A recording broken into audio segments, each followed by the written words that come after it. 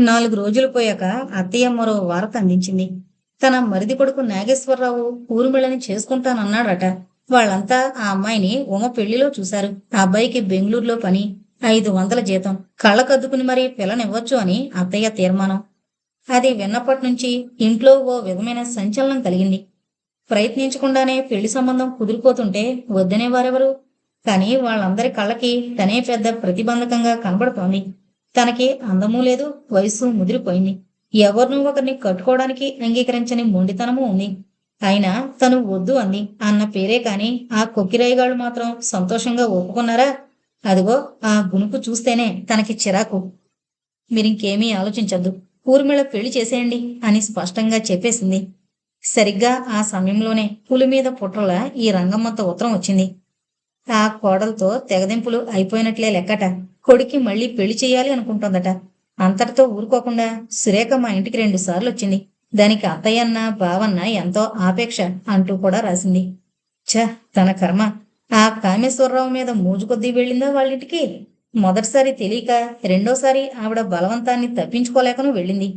మొళ్ళ మీద కూర్చున్నట్లే కాసేపు కూర్చుని చేదు మింగినట్లే కాస్త అన్నం తినొచ్చేసింది. అదంతా ఆవిడికి అర్థం కాదనా? పెద్దవాళ్లు నచ్చజెప్పి పెళ్లి కొప్పిస్తారు అనుకుంది. ఆ పెద్దవాళ్లు తనకేమీ చెప్పడం మానేశారని తెలియదు కాబోలు. ఏముంది, అక్కయ్య ఇప్పుడే ఆసుపత్రి నుంచి వచ్చిందని, ఉమ పచ్చి బాలింతరాలని ఆగారు కాని వచ్చే నెలలో ఊర్మిళ పెళ్లి కూడా అయిపోతుంది. అసలు ఉద్యోగంలో చేర్పించడమే మనం చేసిన పెద్ద పొరపాటు. ఆ బిగిన సంబంధాలు చూస్తే తీరిపోయేది అంటుంది అమ్మ అస్తమానం. కానీ ఇక్కడ తనకెంత తృప్తిగా ఉందో వాళ్ళకేం తెలుసు? చెల్లెళ్లతో పోల్చి చూసి తను అందంగా లేదని చెప్పేవాళ్ళెవరూ లేరు. ఉండుండి ఏదో గుర్తు చేస్తూ తనని చూసి జాలిపడిపోయేవాళ్లు లేరు. హాయిగా ఉంది తన ప్రాణం. ఛ, ఏంటి కన్నీళ్లు అనుకుంటూ చెంపలు ఒత్తుకుంది. ఇంకా పెళ్లి గిళ్ళి తలపెట్టకూడదని ఇదివరకే అనుకున్నానుగా. ఇలాగే హాయిగా ఉండిపోతాను. గతం గుర్తుకొచ్చినప్పుడు ఇలా బాధపడ్డం కూడా మరిచిపోవాలి అనుకుంది, ఆగకుండా స్రవిస్తోన్న అసురువుల్ని అద్దుకుంటూ. నేను ఆసుపత్రి నుంచి రాలేకపోతే నా పెట్టెలో ఉత్తరం తీసి చూడు. ఆసుపత్రికి వెళుతూ అక్కయ్య కన్నీళ్లతో నాతో చెప్పిన మాటలు గుర్తుకొస్తే ఆ ఉత్తరంలో ఏముందో అర్థమైపోతూనే ఉంటుంది. అక్కయ్య ఆరాటం నేను అర్థం చేసుకోగలను. కానీ అందరికీ లోకువైపోయానని నా బాధంతా. అమ్మా, మీకోసం ఎవరో వచ్చారట. నరసమ్మ గొంతు తలుపు వెనక నుంచి పలికింది. మళ్ళీ ఎవరు బాబు అనుకుంటూ తలుపు తీసి అక్కడే నిలబడున్న నరసమ్మను చూసి ఎవరు అంది. నేను చూడలేదమ్మా, ఎల్లయ్య చెప్పాడు అని తన పని తీరిపోయింది అన్నట్లు వెళ్ళిపోయింది. హడావిడిగా మొహం తుడుచుకుని కిందకు వెళ్ళింది సురేఖ. సోఫాలో కూర్చుని పేపర్ చూస్తున్న వ్యక్తిని చూడగానే ఆమెలో చిరాకంతా ఎగిరిపోయింది. నమస్కారం అంది మర్యాదగా. అదేంటలా ఉన్నారు, ఒంట్లో బాగుండలేదా? తలెత్తి చూసిన మాధవ్ పరీక్షగా ఆమె కళ్ళలోకి చూస్తూ అన్నాడు. ఎంత మొహం తుడుచుకుని పౌడర్ రాసుకున్నా ఏడ్చి ఏడ్చి కన్నీళ్లు ఓడ్చిన కళ్ళు, మొహం ఆమెని పట్టించేశాయి. కాస్త తలనొప్పిగా ఉంది. రాత్రి ప్రయాణంలో సరిగా నిద్రాది లేదు. బిడియంగా సర్ది చెప్పేసింది మరో కుర్చీలో కూర్చుంటూ. ఈ ఉదయమే వచ్చారా?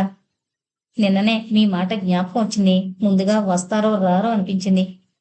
నిన్న వచ్చుంటేనే బాగుండేది, ఓ రోజు రెస్ట్ తీసుకోవడానికి. ఇవాళే హెవీ వర్క్ ఉందంటారా? లేదనుకోండి, నవ్వేసింది. శ్యామలు ఎప్పుడొస్తుందో తెలుసా? ఒంట్లో ఎలా ఉన్నా తను పక్కనుంటే సరదాగా ఉండేది.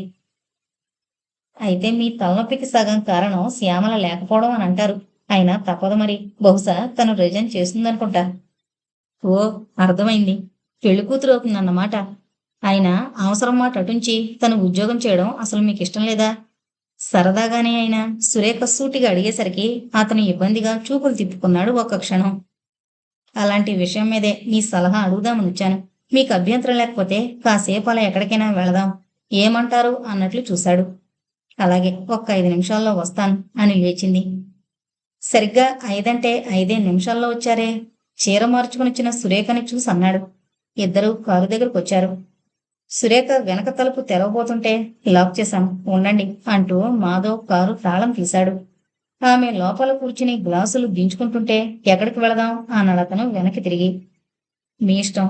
ఎంత మామూలుగా చెప్పాలనుకున్నా సురేఖ గొంతు కాస్త వణికింది. అదేమీ గమనించిన వాళ్ళ కారు స్టార్ట్ చేశాడతను. ఈ కారులో కూర్చోవడం తనకి కొత్త ఏమీ కాదు. అందరూ ఉన్నప్పుడు ఈ ఊళ్ళోనే కాకుండా 10 రోజుల పాటు పొరుగుళ్లలో కూడా తిరిగొచ్చింది. అప్పుడు అది ఏమీ ఎబ్బెట్టుగా అనిపించలేదు. కానీ ఇవాళిలా ఒంటరిగా అతని కారులో వెళ్ళడం తను పొరపాటు చేయలేదు కదా! తెలిసిన వాళ్ళు ఎవరికంటైనా పడితే ఎలాంటి కథలు పుట్టుకొస్తాయో అన్న ఊహే ఒళ్ళు జలదరించేటట్లు చేస్తోంది. అతను తన స్నేహితురాలికి కాబోయే భర్త. తనకి బాగా పరిచయం ఉంది. మంచివాడు. ఏదో మాట్లాడాలి అని వచ్చాడు. వేడి మండిపోతోందని కాస్త చల్లగాలికి ఎటైనా వెళదామని ఆహ్వానించాడు. తనకి మనసంతా తిక్కగా ఉండి ఎవరైనా కాస్త పలకరించే మనిషి, తనతో అభిమానంగా కబుర్లు చెప్పే మనిషి కనిపిస్తే చాలు అన్నట్లు వెంటనే ఒప్పేసుకుంది. ఇది ఎలాంటి అపవాదుకైనా దారి తీస్తుందేమోనన్న ఊహ కాస్తైనా అప్పుడు వచ్చుంటే తలనొప్పి ఎక్కువగా ఉంది. రాలేనని చెప్పేసేదే.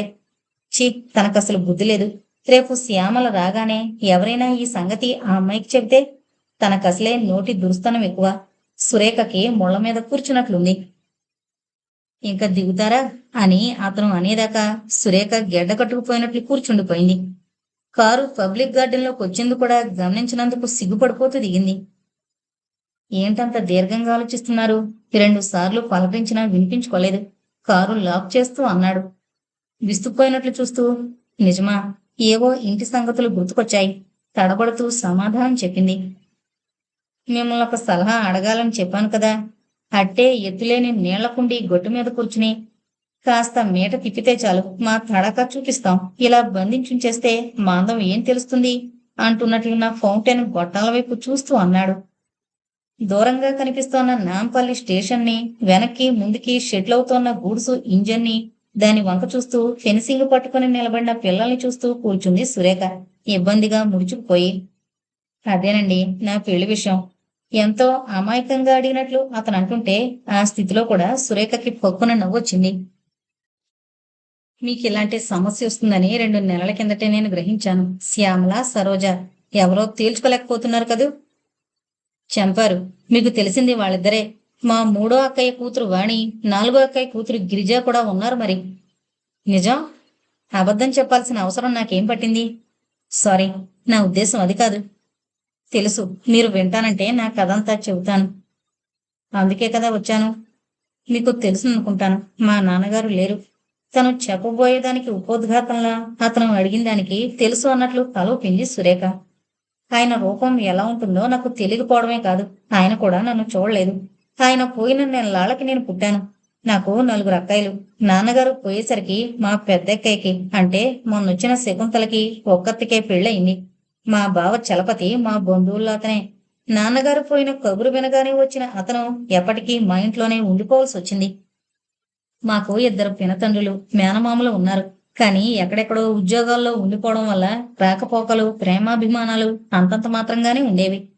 నాన్నగారు పోయిన వారం నాటికి నెమ్మదిగా ఒక్కొక్కరే వచ్చిన బాధ్యత నెత్తి మీద వేసుకోవడానికి వాళ్ళెవరూ సిద్ధపడలేదు. బావకి బొత్తిగా చిన్నతనం. అయినా పెద్దవాళ్ల సలహా తీసుకుంటూ అన్ని విషయాలు అతనే చూసుకోవాల్సి వచ్చింది. ఆ 10 రోజులు అయిపోయాయి. వచ్చిన చుట్టాలంతా వెళ్ళిపోయారు. ఇంటికి మగవాడుగా బావని అక్కడే ఉండిపోమ్మని అడిగింది అమ్మ. అప్పటికే అతనికి మరో ఉద్యోగం ఏదైనా ఉంటే ఏం జరిగేదో, కానీ అమ్మ అలా అడిగిందే చాలు అన్నట్లుగా ఉంది అతని పరిస్థితి. అప్పటికే అతను ఇంటర్ పరీక్ష 2 సార్లు రాసి అన్ని పాటులు తప్పి కూర్చున్నాడు. 2 ఏళ్ల చదువు ఎందుకు కాకుండా తగలేశాడని, నేడో రేపో పెళ్ళాం కాపురానికి రాబోతున్న పైసా సంపాదన లేదని వాళ్ళ నాన్నగారు సూటిపోటి మాటలంటుండేవారట. అందుకే ఎక్కడైనా ఉద్యోగం సంపాదించుకునేదాకా అక్కయ్యని తీసుకువెళ్ళదలుచుకోలేదు అని అంతకు ముందే అన్నాడట. సరే, ఇంకిప్పుడు అక్కడ ఇక్కడ ఎందుకు? ఆ ఉద్యోగం ఏదో ఈ ఊళ్ళోనే చూసుకో. నాకు ఆసరాగా ఇక్కడే ఉండండి అని అమ్మ అనడంతో మరి ఎక్కడికి వెళ్లే ప్రయత్నం చేయలేదు. కొద్ది రోజుల్లోనే అక్కడే చిన్న ఉద్యోగం దొరికింది. వేరే ఇల్లు అది చూసుకోవద్దు, అద్దె దండగా. మేం మాత్రం ఏ 10 మంది ఉన్నాం, నలుగురు కలిసే ఉందాం అన్న అమ్మ మాటలకి వాళ్ళు సంబరపడ్డారు. పల్లె పట్నం కాని ఆ ఊళ్ళో ఓ చిన్న ఇల్లు, 10 ఎకరాల పొలం అప్పటికి మాకున్న ఆస్తి. ఉన్న దాంట్లోనే గుట్టుగా సంసారం గడుపుకుంటూ ఒక్కో పిల్ల పెళ్లికి ఎదగగానే ఏ 2 ఎకరాలు అమ్మి పెళ్లి చేయడం జరుగుతుండేది. నేను సెకండ్ ఫారంలో ఉండగా ఆఖరి అక్కయ్య పెళ్ళయింది. దాంతో వాళ్ల బాధ్యతలు తీరిపోయాయి. ఆ 2 ఎకరాల పొలము అమ్ముడైపోయింది. ఆడపిల్లలకి పెళ్లిళ్లు చేయగానే బాధ్యత తీరిపోయిందనుకోవడం మాట మాత్రమే. పండగలు, మర్యాదలు, పురుళ్ళు, బాలసారిలు అంటూ అక్కయ్యలు, బావాయిలు రావడం పోవడం ఖర్చు పెరిగింది. ఇటు ఎకరాలు కరిగిపోవడంతో ఆదాయమూ తరిగింది. దానికి తోడు నా కాలేజీ చదువు కూడా వచ్చింది. ఆ ఇబ్బందులు ప్రతి సంసారంలోనూ ఉండేవనుకోండి. నేను ఎంఎస్సీలో ఉండగా ఉషతో పరిచయం అయింది. ఉష నా క్లాస్మేట్. కథల్లో చెప్పినట్లే ఆ పరిచయం స్నేహం ప్రణయంగా మారి మేమిద్దరం పెళ్లి చేసుకోవాలనే నిర్ణయానికొచ్చాం. కూతురు పట్టుదలని కాదనలేక మాకు ఆస్తి అంతగా లేకపోయినా చదువుకున్నవాణ్ణి ఎప్పటికైనా వృద్ధిలోకొస్తాననే ధైర్యంతోటి వాళ్ళు అంగీకరించారు. ఇటు మా వాళ్ళకు కూడా అభ్యంతరం ఏమీ లేకపోయింది. కాని ఎందుచేతనో భగవంతుడికే అది ఇష్టం లేకపోయింది. పరీక్షలవగానే లగ్నాలు పెట్టుకోవాలని రోజులు లెక్క పెట్టుకునేవాళ్ళం. కానీ ఆ రోజు మాత్రం రాలేదు. ఆఖరి ప్రాక్టికల్ చేసి అబ్బా తల పగిలిపోతుంది అంటూ ఇంటికొచ్చిన ఉషకి మర్నాటికి జ్వరం రావడం, మూడో నాటికి ఒంటి నిండా తెల్లటి పొక్కులు లేవడం, 10 రోజులు ఈమె యాతన పడి శాశ్వతంగా కన్ను మూయడం గుర్తు తెచ్చుకుంటుంటే ఈ క్షణంలో కూడా నా ఒళ్ళు జలదరిస్తోంది. జాలిగా తన వంక చూస్తోన్న సురేఖ కళ్ళల్లో పడకుండా చటుకున మొహం తిప్పుకున్నాడు. ఆ సమయంలో ఏం మాట్లాడాలో తెలియక మౌనంగా ఎదురుగా ఉన్న రైలు పట్టాలకేసి చూస్తూ కూర్చుంది సురేఖ. ఫెన్సింగ్ ని ఆనుకొని నిలబడిన పిల్లలు 5-6 ఏళ్ల అమ్మాయి, 3-4 ఏళ్ల అబ్బాయి ముద్దుగా ఉన్నారు. ఒకరి భుజాల మీద ఒకరు చేయి వేసుకుని గలగలా నవ్వుతూ కబుర్లు చెప్పేసుకుంటున్నారు. అటు నుండి వస్తోన్న గూడ్సు బండిని చూస్తూ అప్పటిదాకా యువతల లాన్ మీద ఆ పిల్లల తల్లిదండ్రుల దగ్గర కూర్చుని బుద్ధిగా బిస్కట్లు ఆరగిస్తోన్న కుక్కపిల్ల మెల్లగా ఒళ్ళు విరుచుకుంటూ బయలుదేరింది. భూమికి జానెడు ఎత్తున్న బొద్దుగా ముద్దుగా ఉన్న ఆ కుక్కపిల్ల తోకతో పాటు శరీరమంతా కదిలించుకుంటూ గునగున నడిచి వెళ్ళింది తన బుల్లి యజమానుల దగ్గరికి. వాళ్ళు కాస్త ఎడంగా జరిగి ఇద్దరికీ మధ్య చోటిచ్చారు. అక్కడ నిలబడి దర్జాగా కళ్ళు అటు ఇటు తిప్పుతూ సృష్టి సౌందర్యాన్ని పరికిస్తోన్న దాన్ని చూస్తే ఇంజను డ్రైవర్కి సరదా పుట్టిందేమో. చెవులు గింగురుమనేలా కయ్యమని కూత పెట్టించాడు. అంతా ఉలికి పడ్డారు ఒక్కసారి. కుక్కపిల్ల మరి ఎటూ చూడకుండా పొరుగు పుచ్చుకుని యజమానురాలి ఒళ్ళో తలదాచుకుంది. ఎంత ధైర్యమే నీకు? రేపు నీకు ఇల్లు అప్పచెప్పి వెళితే ఇలాగే కాపలా కాస్తావా అంటూ మనుషులతో మాట్లాడినట్టే మాట్లాడుతూ దాని మూతి మీద తల మీద ముద్దు పెట్టేసుకుందావిడ. టామీ ఎంత భయపడిందో అంటూ చప్పట్లు కొడుతూ పిల్లలిద్దరూ వచ్చి తల్లికి చెరో పక్క కూర్చున్నారు. అందరిలోకి చిన్నదాన్ని నేనే, అమ్మఒడిలో స్థానం నాదే అన్నట్లు వాళ్ళిద్దరినీ ఇంకా దూరంగా నెట్టి ఆవిడ ఉడలంతా ఆక్రమించుకుని పడుకుంది టామీ. టామీ ఉలిక్కిపడి పరుగు పుచ్చుకోగానే సురేఖకి కిసుక్కున నవ్వొచ్చింది. బాగుండదని కొంగు నోటికి అడ్డం పెట్టుకుంది. ఏమైంది? అదేం గమనించని మాధవ్ అడిగాడు. సురేఖ అటు చూపించింది. కదిలిపోతున్న గూడ్సు బండికేసి నిర్భయంగా చూస్తూ ఆవిడ ఒడిలో ఉన్న టామీని చూసి నవ్వుకున్నారు. ఇందాక భారంగా బరువుగా మారిపోయిన వాతావరణం మళ్లీ మామూలు స్థితికి వచ్చేసినట్లయింది. సరే వినండి అంటూ అతను మళ్లీ మొదలుపెట్టాడు. 2 సంవత్సరాల పాటు ఎంతో సన్నిహితంగా మెలుగుతూ 10 రోజుల్లో భార్యాభర్తలమై జీవితంలోని మాధుర్యాన్ని చవి చూడాలని కలలు కంటున్న స్థితిలో ఉషంక లేనేలేదు అన్న ఊహ నన్ను పిచ్చివాణ్ణి చేసింది. వారం రోజులు నిద్రాహారాలు మాని ఏడుస్తూ కూర్చున్నాను. నా ఫ్రెండ్ ఎవరో రాసినట్లున్నారు. పెద్దబావ పరిగెత్తుకొచ్చాడు. నేనేం చెప్పినా వినకుండా బలవంతాన ఇంటికి తీసుకుపోయాడు. అక్కడ అలాగే అయోమయంగా కాలం గడిపేవాణ్ణి. ఓ రోజు రిజల్ట్స్ వచ్చాయి. ముందుగానే ప్రొఫెసర్లని కలుసుకోవాలి, ఫలితాలు తెలుసుకోవాలని ఆరాటపడిపోయిన నాకు అవి పేపర్లో పడినా చూసుకోబుద్ధి పుట్టలేదు. అనుకున్నట్లుగానే ఉషకి నాకు కూడా క్లాస్ వచ్చిందని బావే చెప్పాడు. అలా ఎన్నాళ్లు కూర్చున్నా సాధించేదేమీ లేదని, జరిగిందాన్ని మరిచిపోవడానికైనా ఏ ఉద్యోగంలోనైనా ప్రవేశించమని, లేకపోతే రీసెర్చ్ చేయమని ఇంట్లో అంతా సలహాలిచ్చారు. నాకు ఏమీ చెయ్యాలనిపించేది కాదు. జీవితంలో మరి పూడ్చుకోలేని వెలితి ఏర్పడినట్లు, ఈ మహావిశ్వంలో మరో తోడు లేకుండా నేను ఒంటరిగా నిలబడిపోయినట్లు అనిపించేది. అంతేకాదు అమ్మ అక్కయ్యలు ఏదో ఓదార్చడం, బ్రతిమాలుకోవడం, నేనేదో తప్పు పని చేస్తున్నట్లు బావలంతా మందలిస్తూ సలహాలివ్వడం నాకు మరీ ఒళ్ళు మండిపోయేది. నాలో ఏమూలో కాస్త సంస్కారం ఉండడం వల్ల వాళ్ల మాటలన్నింటినీ అలా మౌనంగా భరించేవాణ్ణి. కాని లేకపోతే నా కర్మానికి నన్ను వదిలేయండి, మీ సలహాలు నాకేం అక్కర్లేదు అని ఇష్టం వచ్చినట్లు దులిపేద్దామనిపించేది. వాళ్ళందరికీ దూరంగా వెళ్లిపోవాలనే ఊహ అప్పుడే కలిగింది. కొంత యథాలాపంగానూ కొంత పట్టుదలతోటి కూడా ఓ ఫారెన్ స్కాలర్షిప్ కి అప్లై చేశాను. నా ప్రయత్నాల గురించి ఎవరికీ చెప్పలేదు. నేను సెలెక్ట్ అయ్యాను. ఇంకా అమెరికా వెళ్లడం నిశ్చయమైపోయింది అన్నప్పుడు చెప్పాను ఇంట్లో. ఏడవడాలు, కన్నీళ్లతో బ్రతిమలాడ్డాలు మామూలేగా. ఉన్న ఒక్క వంశాంకురం విరక్తి పెంచుకుని దేశాంతరం వెళ్లిపోతున్నానని గొడవ చేశారు. అయినా నా నిర్ణయం మార్చుకోలేదు. ఈ రోజుల్లో ఆడపిల్లలే చదువులకి పై దేశాలకు వెళుతున్నారు. మరేం పర్వాలేదు, 2-3 ఏళ్లు కళ్ళు మూసుకుంటే మరో డిగ్రీతో తిరిగొస్తాడు మీ అబ్బాయి అని మా నాలుగో బావ అమ్మకి ధైర్యం చెప్పాడు. విశ్వం బావ అంటే నాకు మొదటి నుంచి అభిమానం ఎక్కువ. అతనికి అంతే. సరే, అక్కడ రీసెర్చ్ చేసి డాక్టరేట్ తెచ్చుకున్నాక కూడా ఇంటికి రావాలనిపించక అక్కడే ఉద్యోగంలో చేరిపోయాను. నాకంటే ముందు వెళ్ళి అక్కడ ఉద్యోగం చేస్తున్న మా ప్రొఫెసర్ నేను అమెరికా వెళ్ళడానికి, తర్వాత వీసా అవి మార్పించి నాకు ఉద్యోగం దొరకడానికి చాలా సహాయం చేశాడు. చదువు ఎప్పుడు పూర్తవుతుందా అని ఎన్నాళ్ళు ఎదురు చూశామని, తీరా అది అయిపోయాక కూడా తిరిగి రాకపోవడం బాగుండలేదని అమ్మ కన్నీళ్లతోనే ఉత్తరాలు కురిపించేది. చివరికి అమ్మ చావు బ్రతుకుల మీద ఉందని, ఒక్కసారి ఆమె కంటబడి ఆమె చివరి కోరిక తీర్చిన తర్వాత ఎక్కడికి వెళ్ళినా తమకేం బాధ లేదని, కన్న తల్లిని ఆ కోరిక కూడా దూరం చేయడం న్యాయం కాదని నిష్ఠూరంగా ఉత్తరం రాశాడు బావ.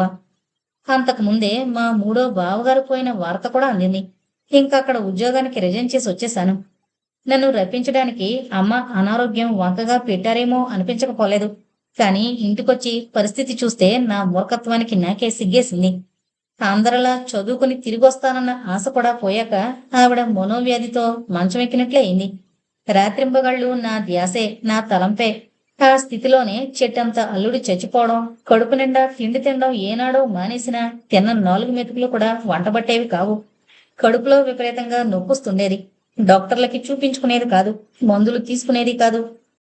ఇంకది ఏ ప్రమాదమైన జబ్బులోనైనా దింపుతుందేమోనని భయపడి నాకు రాశారు. నన్ను చూస్తేనే సగం జబ్బు తగ్గిపోయినట్లు అనిపించింది. అయినా అశ్రద్ధ చేయకుండా పెద్ద పెద్ద డాక్టర్లకి చూపించాను. ఎక్స్రేలు తీయించాను.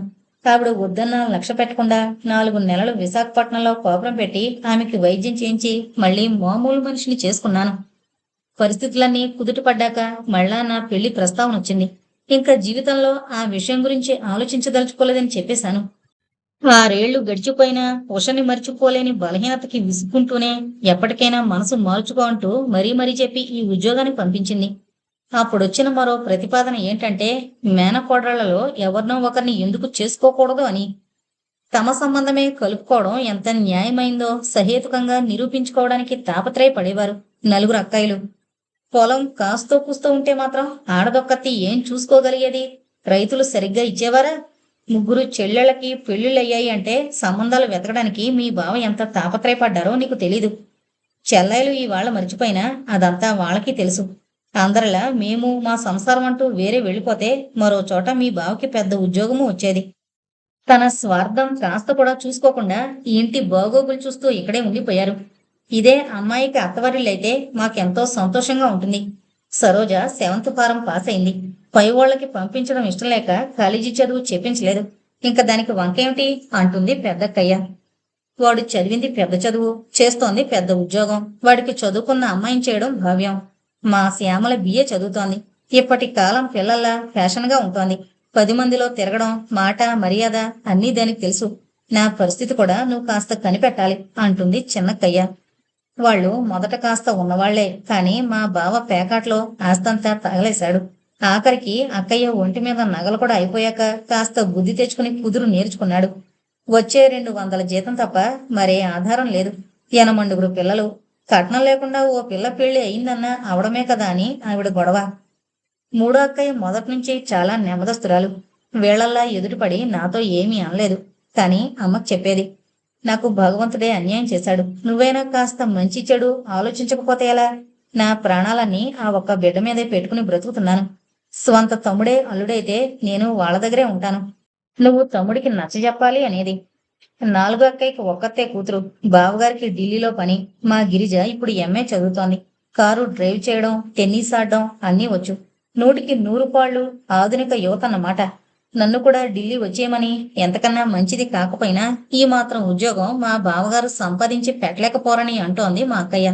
అసలు నేను పెళ్ళంటూ చేసుకోవడమే జరిగితే తన కూతురికి మించిన అర్హతలు గల వాళ్ళెవరున్నారు అన్న ధోరణి ఆవిడిది. అయితే అది స్పష్టంగా పైకి చెప్పదు. నా అంతటి నేను అడగాలని ఆవిడ ఉద్దేశం. ఎవరైనా నాకు అభ్యంతరం లేదు. నువ్వో ఇంటివాడివి కావడమే నాకు కావలసింది అంటోంది అమ్మ. ఎప్పటికైనా మనసు మార్చుకోకపోతానని 4 ఏళ్లు ఎదురు చూశారు. నాకు దగ్గరగా ఉండాలనే ఉద్దేశంతోనే మా చిన్నక్కయ్య శ్యామల్ని ఈ ఊరు ఉద్యోగానికి పంపించిందా అనిపిస్తోంది నాకు ఒక్కొక్కప్పుడు. సరే, ఎన్నాళ్ళు ఈ ముసుగులో వ్యవహారం అటు ఇటో తేల్చుకుందాం అన్న ఉద్దేశంతో వచ్చిందన్నమాట మొన్న మా పెద్దక్కయ్య. వాళ్ళ వల్ల ఎంతో ఉపయోగం పొంది కూడా నేను కృతజ్ఞత చూపించుకోవడం లేదు అని మీరు అనుకోకూడదు. మా కుటుంబం బాగోగులు చూడడానికి బావ అక్కడ ఉండిపోయిన మాట నిజమే. కానీ అందువల్ల అతని కెరియర్ పాడైపోయిందంటే నేను ఒప్పుకోను. స్కూల్ ఫైనల్ పాస్ అయిన వాడికి మరో దగ్గర మాత్రం పెద్ద ఉద్యోగం వస్తుందని ఎలా అనుకుంటాం? పోనీ ఏ వ్యాపారమో చేసి లక్షలు గడించడానికైనా ఆ చొరవ చాకచక్యం ఉన్న మనిషి కాదు. చాలీ చాలని జీతంతో ఇరుకు కొంపల్లో మగ్గిపోతూ ఎక్కడెక్కడో ఉండే బదులు హాయిగా స్వంత ఇంట్లో ఉన్నట్లే ఉంది. పొలంలో పండిన ధాన్యమే కదా అని, పెరట్లో కాసిన కూరే కదా అని అమ్మే సగం ఖర్చు భరించేది. పిల్లల చదువులు బట్టలు పై ఖర్చు తప్ప వాళ్ళకేమీ ఖర్చుండేది కాదు. బావకొచ్చిన జీతంలో మరో దగ్గరైతే ఎంత ఇబ్బంది అయినా పడేవాడు. అలాంటిది ఇక్కడ వాళ్ళకి ఏ లోపము లేకపోగా నా చదువుకి 3,000 రూపాయలు అప్పుగా కూడా ఇవ్వగలిగారంటే మీరే ఆలోచించండి. మమ్మల్ని మోసం చేసి వాళ్ళేదో వెనకేసుకున్నారని చెప్పడం కాదు నా ఉద్దేశం. మా ఇంట్లో ఉండిపోయినందువల్ల మేలే జరిగింది కానీ వాళ్ళు నష్టపోయింది ఏమీ లేదని మీరు గ్రహించుకోవాలి. ఏదో చెప్తానని తీసుకొచ్చి వాళ్ళ ఇంటి గొడవంతా చెప్తున్నాడేమిటి అని మీరు అనుకుంటున్నారేమో. అవును, ఎందుకు చెప్తున్నారు అనాలనుకుని. అబ్బే, అదేం లేదు అనేసింది సురేఖ. సరే, ఇంక నాకు అలాంటి ఉద్దేశం కలగదు. నా మీద ఆశలు పెట్టుకుని కూర్చోకుండా మరో సంబంధం చూసుకోమని చెప్పేశాను. ఆ మాట మీరు 4 ఏళ్ల కిందటే చెప్పాల్సింది. ఎన్నాళ్ళు వీళ్ళంతా ఇన్ని ఆశలు పెంచుకునేలా చేసి. సురేఖ మాటలని పూర్తి కానివ్వలేదు అతను. వాళ్ళని ఆశలు పెంచుకోమని నేనెప్పుడూ చెప్పలేదు. నేను ఎంత స్పష్టంగా చెప్పినా వాళ్ళు అర్థం చేసుకోవడానికి ప్రయత్నించకపోగా 4 రోజులు పోతే వాడి మనసే మారుతుంది అని తేలిగ్గా తీసి పారేశారు. అందులో నా బాధ్యత ఏమీ లేదు. ఇప్పుడేమంటారు అన్నట్లు ఆమె కళ్ళలోకి చూశాడు. అనడానికి ఏముంది, మీరు చెప్పాలనుకున్నదేదో చెప్పండి అన్నట్లు మౌనంగా ఉండిపోయింది సురేఖ. అక్కడికి వెళ్లి ప్రయత్నాలు చేసుకుందేమో. 5,000 కట్నం ఇవ్వాలి. పై ఖర్చులు మరో 3,000 అవుతాయి. అంత డబ్బు ప్రస్తుతం నా దగ్గర లేదు. 5,000 నువ్వు సర్దుబాటు చేయాలి అంటూ 10 రోజుల కిందటే ఉత్తరం రాసింది పెద్దక్కయ్య. మీకు చెప్పలేదనుకుంటాను.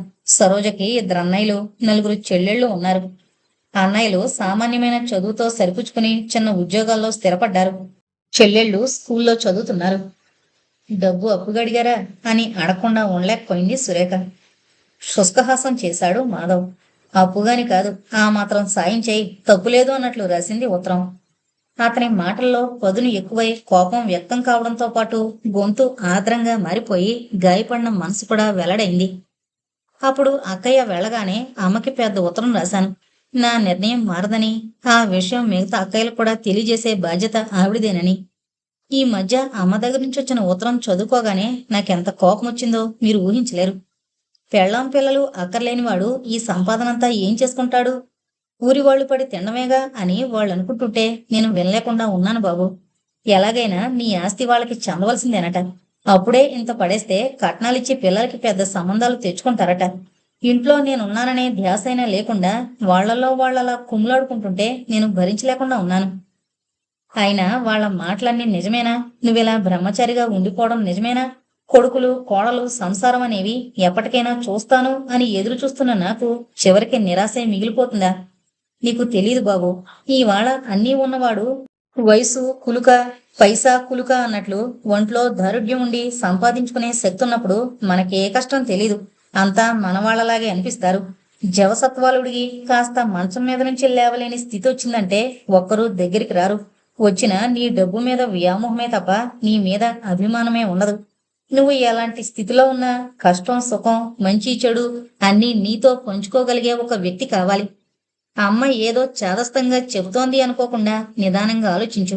ఇంకా సమయం మించిపోలేదు. ఈ జీవితంలో నాకెవ్వరూ లేరనే పరిస్థితిని రానివ్వకు. అక్కయ్య పిల్లల్లో ఒకరిని చేసుకోమని నేనన్ను. నీ ఇష్టం. నీ మనసుకు నచ్చిన ఏ వ్యక్తి అయినా సరే నేను సంతోషిస్తాను. నా ఈ ఒక్క కోరిక తీర్చు అంటూ బ్రతిమాలుతూ రాసింది. నిజంగా ఆ అక్కాయిలు అలా అంటారా అన్న ఆశ్చర్యంతో పాటు కొద్దిగా అనుమానం లాంటిది కూడా వచ్చింది సురేఖకి. ఏమో, డబ్బు మీద వ్యామోహం మనిషి చేత ఎన్ని ఆటలైనా ఆడిస్తుంది అనుకుంది మళ్ళీ. నేనేదో లక్షాధికారిని కోటీశ్వరుణ్ణి అనుకుంటున్నారేమో. 4 ఎకరాల పొలం, చిన్న ఇల్లు తప్ప ఆస్తేమీ లేదు.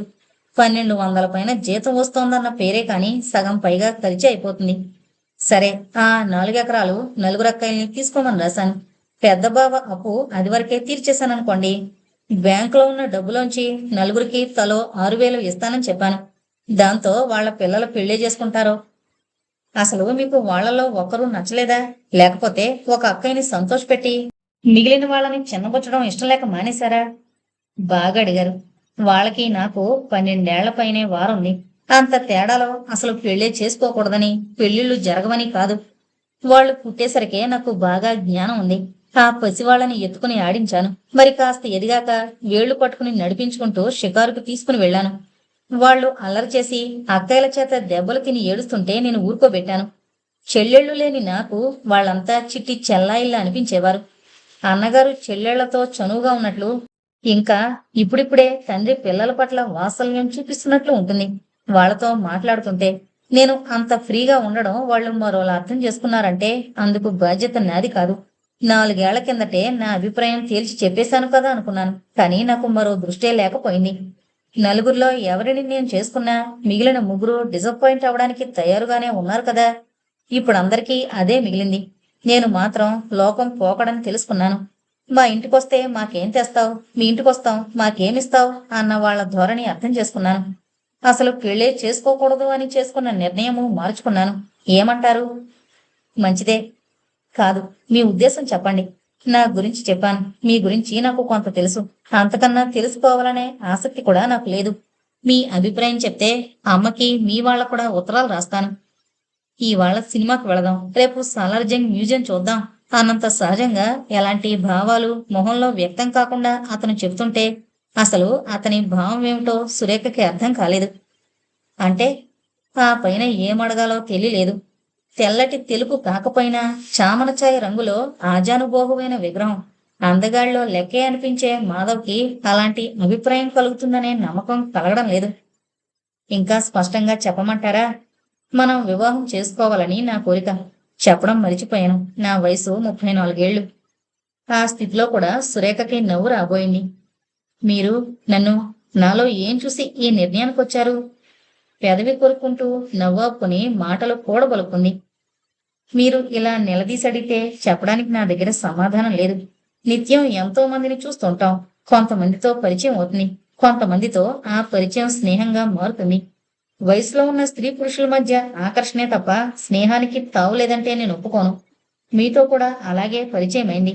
అక్కయ్య ధర్మమా అంటూ మరో 10 రోజులు అతి సన్నిహితంగా ఉంటూ ప్రయాణాలు కూడా చేశాం. అయితే నాకు అసలు అప్పుడు ఈ ఆలోచనే లేదు. నా మనసు వివాహం పైకి మొగ్గిన క్షణంలో మాత్రం మీరే గుర్తుకొచ్చారు. మన పరిచయం, సరదాగా తిరగడం మిమ్మల్ని నా మనసుకు కూడా దగ్గరగా తీసుకొచ్చాయన్నమాట. కనీసం ఇలాంటి ఆలోచనైనా రావడానికి నాకు అవకాశం ఉంది. కానీ మీకు ఆ ఆస్కారం కూడా లేదు. నాకు తెలుసు. అందుకే నేను చెప్పింది మీకింత ఆశ్చర్యంగా అనిపిస్తోంది. మీ దృష్టిలో నేను మీ స్నేహితురాలి కాబోయే భర్తని. అక్కయ్య వచ్చిన తర్వాత ఆ స్నేహితురాలు ఒక్కతే కాదని మరో అమ్మాయి కూడా ఉందని మీకు అనిపించుండొచ్చు. ఇప్పుడు నేను చెప్పిందంతా విన్నారుగా. ఆలోచించి మీ నిర్ణయం తెలియజేయండి. గొంతులో అనురాగాన్ని నింపుకొని అనునయంగా అతను అడుగుతుంటే సురేఖ 2 కళ్ళల్లోనూ నీళ్లు తిరిగాయి. నా నిర్ణయం ఏమని చెప్తాను? దీనికింకా పెళ్లి యోగం లేదు. అల్లుని వెతికేసరికి ఎన్ని జతల చెప్పులరిగిపోవాలో. తను మహా అందంగా ఉన్నాననా అందరికీ అన్ని వంకలు పెడుతోంది. ఆ అమ్మాయి నచ్చలేదు. అయినా ఏం చేస్తాం? నెల తిరిగేసరికి 300 సంపాదిస్తోంది. అన్నీ కావాలంటే ఎలా వస్తాయి? ఇలాంటి మాటలన్నీ చెవుల్లో గింగురుమంటున్నాయి. తను నచ్చలేదని వెళ్లిపోయిన పెళ్లికొడుకులు, తను మెచ్చక వదిలేసిన పెళ్లికొడుకులు, నా పెళ్ళానికి విడాకులిచ్చి నిన్ను చేసుకుంటాను, నాలాంటి వాళ్ళు తప్ప మరెవరూ నీకు దొరకరని చెబుతున్నట్లున్న కామేశ్వరరావు కళ్ళ ముందు మెదిలారు. నన్ను నన్నుగా అభిమానించి నేను కావాలని మనసారా కోరే వ్యక్తి దొరికాడు. ఇంకా ఆలోచన ఎందుకు? తల వంచుకుని ఆలోచిస్తూనే ఉంది సురేఖ. చెప్పడం మరిచిపోయాను. శ్యామలకి పెళ్లి నిశ్చయమైంది. అత్తవారు రాజమండ్రి. అందుకే ఉద్యోగం మానేస్తుందేమో అనుకున్నాను. మరో విషయం, అవసరమా కాదా అన్న సంగతి అటుంచి అసలు ఆడవాళ్లు ఉద్యోగం చేయడం మీకిష్టం లేదా అని అడిగారు ఇందాక. ఆ విషయమై నాకెలాంటి దురభిప్రాయం లేదు. ఏ పని లేకుండా గోళ్లు గిల్లుకుంటూ కూర్చుని అర్థం పర్థం లేని ఆలోచనలతో బుర్ర పాడు చేసుకోకుండా ఏదో ఓ వ్యాపకంతో కాలాన్ని సద్వినియోగం చేసుకోవడం నాకెంతో ఇష్టం. వివాహమైన ఆ విషయంలో నా జోక్యం ఏమీ ఉండదు. అది కూడా మీ ఇష్టాయిష్టాలకు వదిలేస్తాను. తన సమాధానం కోసం చూడకుండా అన్నీ అతనే చెప్పేస్తున్నాడు అనుకుంది. అసలు పెళ్ళే వద్దని ఇటీవల కలిగిన భావం క్రమంగా కరిగిపోతోంది. అవును, ఇతన్ని ఎందుకు చేసుకోకూడదు? ఆడపిల్లలు ఉద్యోగం చేయడం ఏంటని వికరించకుండాను, మన దేశంలో మగవాళ్ళకి సరిపడని ఉద్యోగాలే లేవు, ఆడవాళ్ళు కూడా ఎగబడితే ఎలా అన్న వాదం లేవదీయకుండాను, అందరూ అమ్మాయిల్ని ఉద్యోగాల్లో చేర్పించేస్తే పెళ్లి చూపుల బెడద లేకుండా పెళ్ళిళ్ళు కుదిరిపోతాయేమో. ఆ మాటే అమ్మతో అంటే ఏమంటుందో, నీ మొహం, నీ అదృష్టం బాగుంది అన్నీ అలా కలిసొచ్చాయంటుందేమో. రాత్రంతా ఆలోచించి రేపు ఉదయమే ఫోన్ చేయండి అంటే ఫోన్లో అన్నీ మాట్లాడమని కాదు, అవును కాదు అని చెప్పండి చాలు. చటుక్కున మొహం తిప్పేసుకుంది సురేఖ. ఇంక ఫోన్ చేయనక్కర్లేదు, మనోహరంగా నవ్వాడతను. ఏం అని అడగబోయింది. కానీ ఉహుం, లాభం లేదు. ఇప్పటికే ఈ సిగ్గుమాలిన కళ్ళు సిగ్గు దాచుకోలేక చెప్పేశాయి. ఇంకా గొంతులో అనురాగం చిందించి మొహమంతా పులుముకునే బదులు మెదలకుండా ఒప్పేసుకోవడం మంచిది అనుకుంది, ఎదలోని పులకరింతని మౌనంగా ఆస్వాదిస్తూ. మాటల్లో పడి ఇంతసేపు వాళ్ళు గమనించనే లేదు టైం ఎంతయిందో. ఇంకా ఎంతసేపు కూర్చుంటారు అలాగా అన్న వీళ్ల వంక చూస్తూ వెళుతోన్న ఓ జంట చేతిలోని ట్రాన్సిస్టర్లోంచి అనౌన్సర్ గొంతు పలికింది. ఉషా పరిణయం, పురాణ కాలక్షేపం, పౌరాణికులు. ఆ తర్వాత మాట వాళ్ళు వినలేదు. ఇక్కడ సురేఖా పరిణయం అందామా? అల్లరిగా అతను అడిగిన దానికి పెళ్లి కూతుర్లా తల వంచేసుకుంది సురేఖ. ఇంతటితో సురేఖ పరిణయం అనే నవల కంప్లీట్ అయిందండి. దయచేసి మన ఛానల్ను సబ్స్క్రైబ్ చేసుకోగలరు. Thank you.